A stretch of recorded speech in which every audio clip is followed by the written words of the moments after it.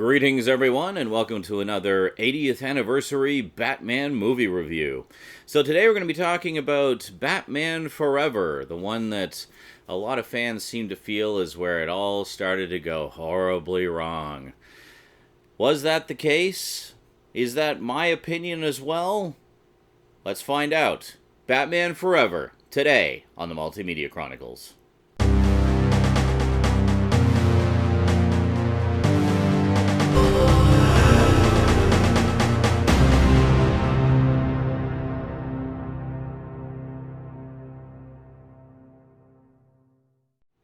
Welcome back. So after the reception to 1992's Batman Returns, in particular I think the critical reception, Warner Brothers seemed a little bit reluctant to continue going in that direction, and they wanted to lighten things up a little bit. Tim Burton had initially talked to them about doing a third Batman movie, and there's an extra actually on the anthology set where he talks about it and how he came in and, sat down with the suits and started like, yeah, I got a few ideas, for the third one because, it was making money. It wasn't, the issue wasn't that it wasn't making money. I mean, it made piles of money. Not as much as the first one, obviously. I mean, the first one was massive, but it made a lot of money. So, I mean, Tim Burton naturally thought, okay, I guess we're, probably going to do a third one, so I should start talking about ideas. So he sits down and talks about some ideas with them, and the suits are all like, yeah. And it just kind of seemed really kind of, I don't know how to put this, Tim, kind of attitude. And he picked up on it and realized, you don't want me to make a third one, do you? And that was kind of where that ended. However, he was not uninvolved with the next one. He did come on as producer and help them to choose a director. And then, of course, the director they chose was Joel Schumacher. Now, I got to stop here for a second because I see a lot of fans really crapping on Joel Schumacher just generally as being the guy who ruined Batman. And, okay, just stop right there. Joel Schumacher is not a hack of a director. I mean, he had done a lot of really popular, notable genre films before that. I mean, he did St. Elmo's Fire and The Lost Boys and Falling Down. Falling Down, by the way, is largely seen today as being even more relevant now than when it originally came out in 1994. So, I mean, it wasn't hard to see this was an interesting director who'd done some interesting stuff that might have an interesting take on something like Batman. Now, he hadn't done any comic book stuff before, but then again, most people hadn't done a lot of comic book stuff before because there just weren't a lot of comic book movies being made at that point in time. So they brought him in, and he had some ideas for what he wanted to do. He really liked the first couple movies and thought, yeah, cool, I can, maybe go in that direction, kind of take it in some other dark directions. And the studio was just like, actually, we kind of want to lighten things up a bit this time around. He's like, oh, okay. I guess I can do that too. So if you actually look at some of the deleted scenes that are included on the Blu-ray, you can get hints of some of the darker stuff that Schumacher wanted to do and tried to incorporate into the movie. But the studio just got its fingers in way too much on this one and really pushed for lightening things up. And that's where you get some of the goofier aspects. I mean, we'll talk about some of the main characters in a moment, but I'm talking about even just some of the supporting cast in it. Like, for example, the guy trapped in the bank vault with Batman in the opening scene where he's constantly exclamating things like, oh no, it's boiling acid, and my glasses, and save me. It's just really melodramatic, over the top, and goofy. So right from the moment go, you get a sense of there being a tonal shift from the previous one.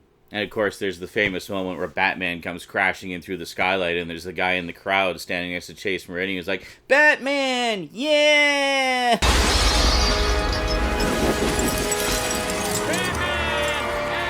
Batman, yeah! It's been memed to death, but yeah, but it was just full of little flourishes like that just kind of up to the goofiness factor a little bit. While in amidst all of that, you could see Joel Schumacher desperately trying to get something of a dark Batman film pushed through all the flotsam and jetsam of studio-imposed goofiness. So honestly, I can't fault Schumacher for the change in direction of the series and it ultimately going down the tubes. No, that is totally Warner Brothers' fault. That is a bunch of suits making creative decisions where they really had no business doing so. Yeah, Batman Forever made a little bit more money than Batman Returns, but ultimately it was the first step in killing what could have been an ongoing franchise. So as for the movie itself, plot-wise, pretty simple stuff this time around. You got Two-Face, played by Tommy Lee Jones. He just wants to kill Batman. Why? Well, I guess he kind of blames him for becoming Two-Face because of the thing in the courtroom with the mob boss throwing acid on his face. However, he doesn't seem too broken up about being Two-Face, quite honestly. He seems quite happy to be a villain, and really his only motivation seems to be, I want to kill Batman. Then, of course, we have Edward Nygma, who later becomes the Riddler, played by a rising star named Jim Carrey. Basically just wants to be a success. He wants his 3D TV brainwave box creation to get funding and to be successful and to have some recognition and maybe a little bit of fame because he really admires Bruce Wayne. But then, of course, he's a bit unhinged as well. So when he discovers that there's a side effect to his brain box, i.e. that it allows him to leech the intelligence off of whoever's watching it and put that into his own intellect, thus making himself smarter, it makes him crazier and power mad. So he wants to leech more brains, to get more smarterer. So he teams up with Two-Face. Two-Face wants to kill Batman. He says, well, I can help you kill Batman if you help me get funding for my brain box to put a box on every TV in Gotham. And they join forces. This time around, Batman is played by Val Kilmer, who is an actor I've always enjoyed ever since I first saw him in Real Genius way back in the 80s, which incidentally was the first college comedy I ever saw. And finally, we have Nicole Kidman as psychiatrist Chase Meridian, trying to get to the bottom of Batman and Bruce Wayne's fractured psyches. And also returning, we have Pat Hingle as Commissioner Gordon and Michael Gough as Alfred. This installment also finally brings Robin into the story. Robin was originally going to appear way back in the first movie, but while that scene was storyboarded, it was never actually filmed, and it was decided to just keep that a solo Batman film, and maybe they'd bring Robin into it later. Well, it's later, and they brought Robin into it. Played, I thought, really well by Chris O'Donnell. So that gives you the basics. What are some of my thoughts on the movie? Well, there's a few things that I think actually work fairly well. I remember going to see this for the first time. I was in university, and my university chums and I would go to see whatever movie was playing in the biggest theater in town every week. So the week Batman came out, we went to see it and had a blast and really enjoyed it. And I remember the audience at the time. Now, you gotta understand, Jim Carrey had only been in a few sort of big Hollywood movies at this point, so his star was kind of still on the rise. So during the opening titles, when all the actors' names are swooping in all dramatically, and you have that wonderful fanfare by Elliot Goldenthal, when Jim Carrey's name came up, the audience went wild, just cheering and whooping like crazy. So, some people criticize Jim Carrey's performance as the Riddler, saying he was too over-the-top, too manic, but I put this to you. Go back and watch the 60s series, Frank Gorshin, and tell me he is not equally zany and manic as Jim Carrey was. Like, come on, people. They were going for a little bit more of a 60s series vibe while still holding on to some of the darkness from the previous movies. So it was meant to be this strange hybrid of the two. And honestly, I think Jim Carrey was fine. I really had no issues with him in this. I think there's a darkness to his portrayal of the Riddler, which is most apparent in some of the earlier scenes, like when he's still Edward, such as when he's talking to Bruce Wayne, when he's showing his boss, Ed Begley Jr., the 3D TV thing, and when he discovers the side effect about the brain drain thing. There's like a coldness to what he's doing to his boss, and when he kills him later in that scene, that's it shows that he's willing to go to any lengths to get what he wants, what his twisted psyche desires. So it's funny, it's like I see Jim Carrey as the Riddler back in 1995 when I saw the movie. Nobody had a problem with that. Everybody was all over it and loved his zaniness as the character and his kind of, tongue-in-cheek dark portrayal. It's only nowadays I see people complaining about it, and it's like, what changed? You liked it then? You don't like it now? Nothing's changed. It's still the same movie. I don't know. Reevaluation, I guess. It's like, on reevaluation, I hate this. Okay, well, I'm sorry that joy has gone out of your life. Now, some people say the Riddler's plan and technology was more akin to something the Mad Hatter might do. And yeah, I could see that. Are you saying that just because it's a thing you put on your head, therefore it's the Mad Hatter? Okay, sure, I'll go with that. And that the Mad Hatter's more about mind control and stuff like that. But it wasn't so much that the Riddler was trying to control people's minds. No, he was trying to read people's minds, but more importantly, and more Riddler-esque, draining their intelligence and adding it to his own. One of the key character traits of the Riddler that has been consistent through all portrayals of the Riddler since the early days of the comics is he thinks of himself as being smarter than everybody else. It's all about being the smartest guy in the room. Outsmarting everybody, outwitting everybody. That's the Riddler. So all this is taking that idea and giving Riddler a machine that can make him even smarter. So I don't see it as that big of a stretch. Yeah, you could transpose the Mad Hatter in there if you want, but I really don't think the plan was to have the Mad Hatter in the movie because he's nowhere near as high profile or well-liked a villain as the Riddler. As far as I'm aware, the plan was for the main villain to always be the Riddler. They were talking about casting Robin Williams in the role back when it was still kind of in rumor mill territory, but obviously that never happened. The Riddler is just a way more popular and well-known villain than the Mad Hatter. Yeah, the Mad Hatter did appear periodically in the 60s series and did have a few notable episodes of the animated series, but let's face it, he's kind of second tier in the Rogues Gallery, below heavy hitters like Joker, Penguin, Catwoman, Riddler. Those are the big guys. One of the other big guys, of course, being Two-Face. So, how did they do with Two-Face in this? Well, first things first, I was kind of scratching my head wondering, well, why'd they recast Billy D. Williams? They totally set that up in the very first movie by having Billy D. Williams as Harvey Dent. It stood to reason that Two-Face was going to appear in one of the sequels. So why is it Tommy Lee Jones? Okay, I guess we're changing that.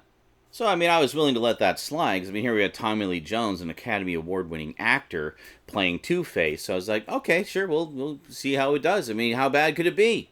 So, I have a few problems with Tommy Lee Jones' portrayal of Two-Face.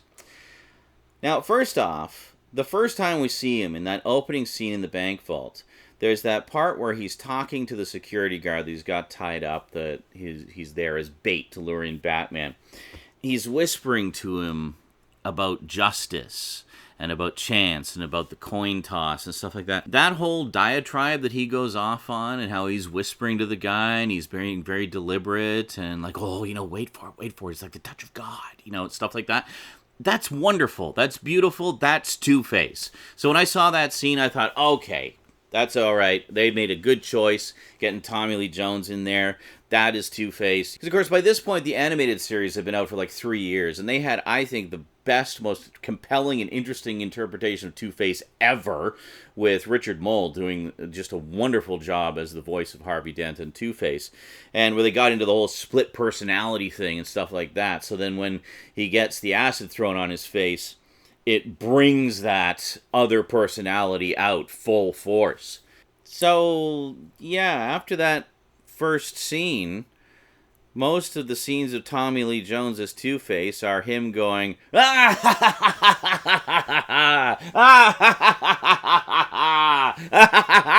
ha, ha, ha. And I remember seeing an interview with him where he said that when he was asked to portray a comic book villain, he had in mind what you always see comic book villains doing in the comic books, and that is the villain there with ha ha ha ha ha ha ha ha ha ha ha written out, and that was what he based his portrayal on. There's a little bit more to modern comic book villains than just endless maniacal laughter. Yes, so let's base our portrayal on a stereotype trope, shall we? Perfect. The kids will love it. The other problem I had with Two-Face, and this is a plot hole. A plot hole is something that occurs in a movie in which the story, or an element of the story, betrays its own previously established logic. Now, the previously established logic with Two-Face was that he cannot make a decision without flipping his coin. Now, Two-Face from the comics would always abide by that decision. He would flip the coin once and abide by whatever came up in the coin toss. That was the whole idea behind Two-Face, was his personality was fractured and split to such an extent that he could not make a decision. He needed the coin to make the decision for him. And whatever it came up as, that's what he would abide by. Two-Face did not have any preference for one side or the other. Now, this was established and demonstrated at the beginning in that wonderful opening scene I told you about, where he flips the coin. He's like, no, you gotta wait for it, you gotta wait for it. And then he looks, and he abides by the decision. He lets the guard live.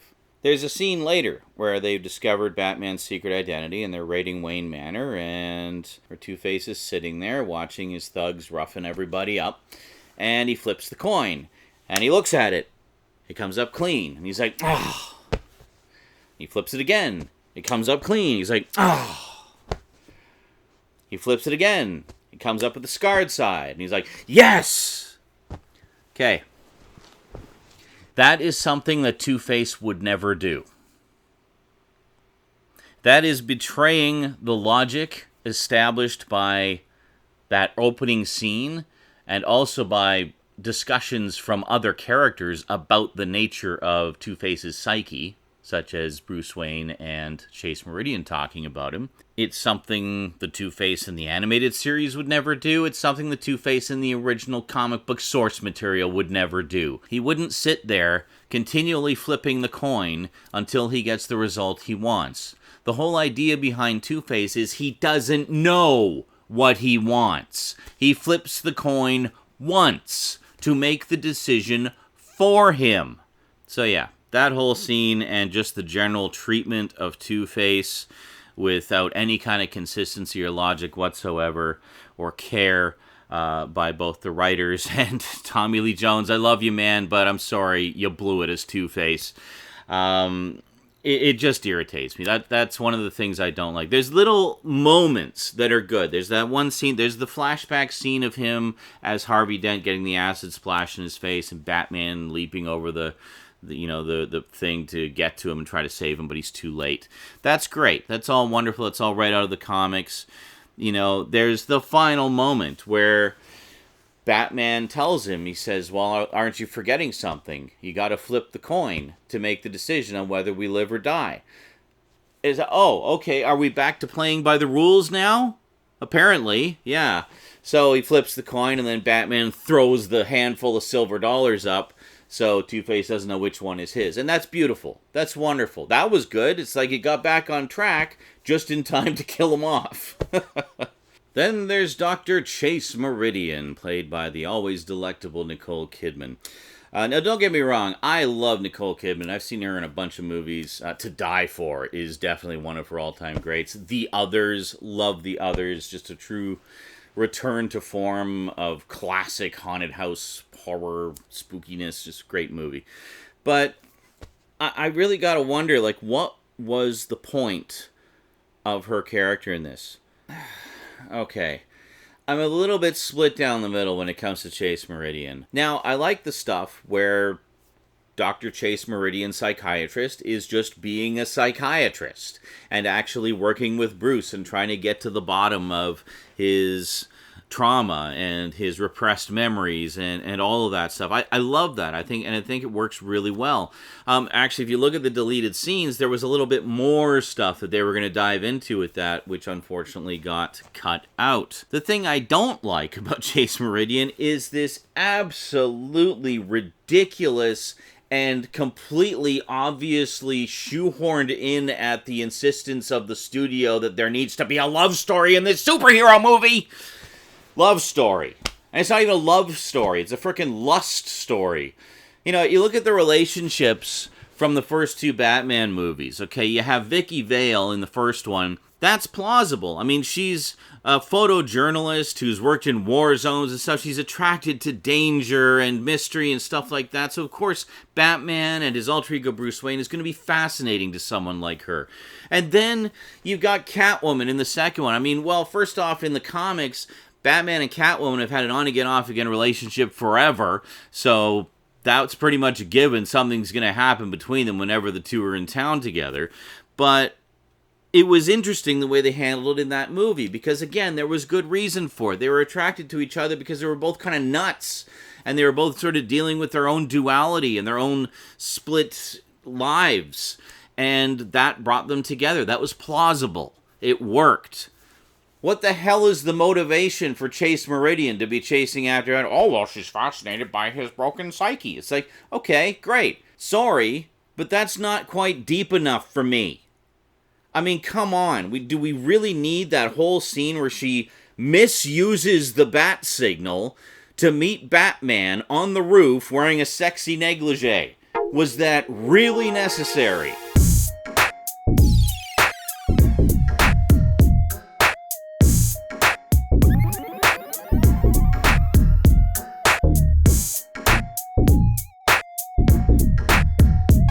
Dr. Chase McHotpants gushing after Batman, it's like the whole damn movie just screeches to a halt. At least in the first two movies, the love stories made sense and they were an integral part of the story. This one is just like, what is the point of this love story? It's like they're having a love story just for the sake of having a love story, and it's not even a love story. She's just got the hots for him. That's it. That is the beginning, middle, and end of it. Just no depth there at all. So those are my two biggest issues with this movie, was the mishandling of Two-Face and the completely unnecessary, forced, studio-mandated love story. So finally, last but most certainly not least, we have the long-awaited introduction of Robin. Now, fans seem to be kind of split on this one. Personally, I liked Chris O'Donnell as Robin, and I liked the fact that they were kind of taking elements of some of the Robins that had been from the comics and amalgamating them, but putting them all into the Dick Grayson character. So you had the origin and acrobatic skill of Dick Grayson mixed with some of the headstrongness of, say, Jason Todd. But I think it worked. I think it worked quite well. And I like the whole thing where he tries to figure out what's going on behind that hidden door and where he discovers that Bruce is actually Batman. I actually love that whole scene where where Alfred goes down the secret door and then Robin just kind of acrobats his way down before the door closes and then slides down and tumbles down the stairs and crashes into the Batcave. And of course, it's just Alfred in there. My God! Alfred is Batman? I like that. And I like the whole little sort of jab at fans' fears that if Robin was introduced, it was going to become overly cheesy, where they're going up to the base of Two-Face and Riddler, and he exclaims, "Holy rusted metal, Batman!" What? The ground, it's all metal and full of holes, holy. Oh.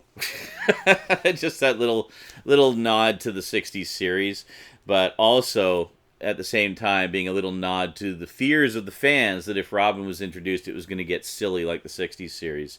Well, it didn't get silly like the 60s series, at least not in this one, but it did get kind of silly by the time we were done with this particular series of films. But we'll talk about that one next time. For now, overall, honestly, I liked Batman Forever. I did not see it 3 times in the theater, as was the norm for me for the first two, but I did see it twice. Saw it once with my university buddies, and then I saw it again with my dad and my little brother, who loves cars, so I thought he would enjoy all the Batmobile stuff. There was one scene in particular that I thought he would get a kick out of, and that's the scene where he uses the grappling gun on the front of the Batmobile and drives up the side of a building in the Batmobile. So, yeah. And sure enough, he did. He liked that part. My brother, Cass, who you guys might know as Toon Man 1984, he comes by Saturday Night Insanity sometimes, he was 11 at the time, so he was like at the perfect age to enjoy that kind of superhero stuff. Yeah, and he had a really good time with it. So I spent a fair amount of time talking about the music in the last couple, so I guess I should mention the music in this one too. Sadly, no more Danny Elfman. He's been replaced by Elliot Goldenthal in both this one and Batman and Robin. And while Elliot Goldenthal's take on the score is a little more adventurous, I guess, than the more sort of dark tones of Danny Elfman's, it's not bad, honestly. I kind of enjoy the score in this, and I like the theme, the kind of march theme that he has for it. It's reminiscent of the scores that Danny Elfman did, but at the same time, it's clearly taking things in a different direction. So I really have no complaints about the music. And then we, of course, did get a trio of hit songs out of this. We got Smash It Up by The Offspring. We got Kiss from a Rose by Seal. And then, of course, we got Hold Me, Thrill Me, Kiss Me, Kill Me by U2. I mean, we were starting to enter into the era where it was important to have the hit soundtrack album in addition to all the other merchandising. So, I mean, this is the same year that Mortal Kombat came out. And I think, actually, Batman, the original 1989 Batman, might have been one of the first big movies to do that, where because usually for soundtracks, they would just kind of have the soundtrack album, where you'd have, if there was a hit song, there would be, the song would be on there, and then you'd have a bunch of selections of the score, and that would be the soundtrack album. But with Batman 89, they released two albums. They actually released one which was just the score, and then the other one which was all the Prince songs. So it was kind of this concept album they released to accompany the score. I remember Mortal Kombat did the same thing, which was also put out by Warner Brothers, actually, through New Line. And Batman Forever, I can't remember if Batman Forever did the same thing, if they did like a full concept album plus score, or if they just kind of did one of those combined ones. But anyway, we had those three hit songs that came out of it, and, you know, pretty good songs. A lot of them are still beloved today, so there you go. So, overall, I don't mind most of Batman Forever. There's just certain aspects that really irk me, as I'm sure you could tell. But I don't think that this movie is the complete write-off that a lot of people seem to say it is. And I often see this one get lumped in with Batman and Robin, and I think that's an unfair comparison. Simply because they're both by the same director does not make them the same movie. And I think that Batman and Robin has a lot more problems with it than this one did. This one I've rewatched many times. I couldn't even hazard to guess how many times. Not as many times as the first two, but I've still rewatched it quite a few times. I usually watch at least the first three whenever I do a little mini marathon of them. The fourth one, however, I've seen twice. Once because I'd never seen it before and wanted to see if it was as bad as everybody said it was. And then again to do the review, which we'll do next time. Alrighty, well, that is it from me to you for now, folks. So I will see you next time for more 80th Anniversary Batman review action. Until then, thanks very much for watching. Big thanks to my Patreon sponsors. Be sure to stop by Twitch anytime. I stream just about every day and do stuff like this, and I do games, and we talk about geeky things, and just generally have a good time. So until next time, sayonara.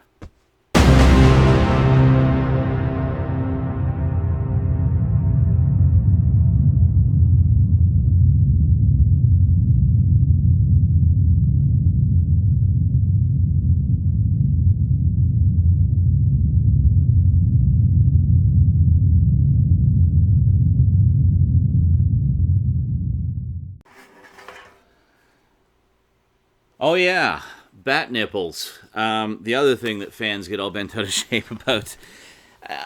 Honestly, didn't have an issue with the bat nipples. Mild smirk when I first saw them, and that was about the beginning, middle, and end of it. Like, really, I think fans blow that way out of proportion. I mean, it's supposed to show, like, musculature and pecs and stuff on the armor, so why not put some nipples on there, too? I don't know, it didn't really bother me. But the one thing that I thought was a little over the top and unnecessary The bat butt shot? Really? Come on. That was just taking the silliness a little too silly. I mean, you look at the suiting up shots from the previous two movies. We see like the bat logo and the cape and the belt and, you know, getting the batarang ready and stuff. It's all badass shots, not literally bad ass shots.